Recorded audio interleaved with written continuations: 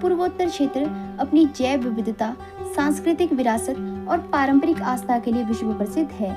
इस क्षेत्र के राज्यों में अरुणाचल प्रदेश और नागालैंड विशेष स्थान रखते हैं। इन दोनों राज्यों का राज्य पशु मिथुन है, जिसे वैज्ञानिक भाषा में बोस फ्रंटालिस भी कहा जाता है। मिथुन न केवल एक पशु है, बल्कि ये जनजातीय राज्यों की जीवन शैली, आस्था और सामाजिक परंपराओं से गहराई से जुड़ा हुआ है। मिथुन, जिसे स्थानीय भाषाओं में गायल भी कहा जाता है, गाय और गौर की प्रजातियों से संबंध रखता है। इसे प्रायः अर्धपालतू जंगली पशु माना जाता है, जो मुख्यतः ऊंचे, घने और नम जंगलों में पाया जाता है।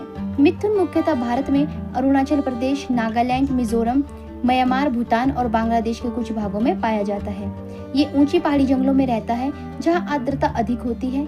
मिथुन के संरक्षण के लिए अरुणाचल में विशेष मिथुन अभयारण्य भी बनाए गए हैं। इसका शरीर शक्तिशाली और भारी होता है, जिससे ये पर्वतीय क्षेत्रों में आसानी से चल सकता है। इसकी गर्दन मोटी होती है, जो इसे लड़ाई या रक्षा में बल देती है। इसके पैरों पर सफेद मोजे जैसे निशान होते हैं, जो इसे विशिष्ट पहचान देते हैं। ये शाकाहारी होता है और जंगलों में पाए जाने वाले घास, बांस की पत्तियों और झाड़ियों पर निर्भर रहता है।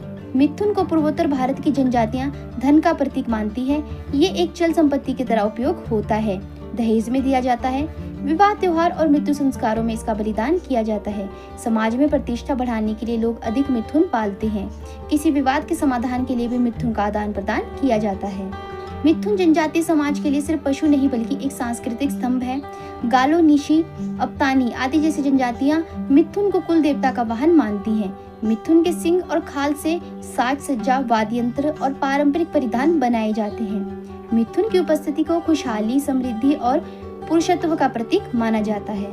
अरुणाचल प्रदेश और नागालैंड में मिथुन से संबंधित धार्मिक कथाएं जनजातीय संस्कृति, लोक श्रद्धा और पारंपरिक जीवन शैली का महत्वपूर्ण हिस्सा है। ये कथाएं केवल मिथुन के धार्मिक महत्व को नहीं दर्शाती, बल्कि ये भी बताती है कि किस प्रकार मिथुन जनजातीय समाज में आध्यात्मिक विश्वास, पूर्वजों की श्रद्धा और पारंपरिक कर्मकांडों का केंद्र रहा है।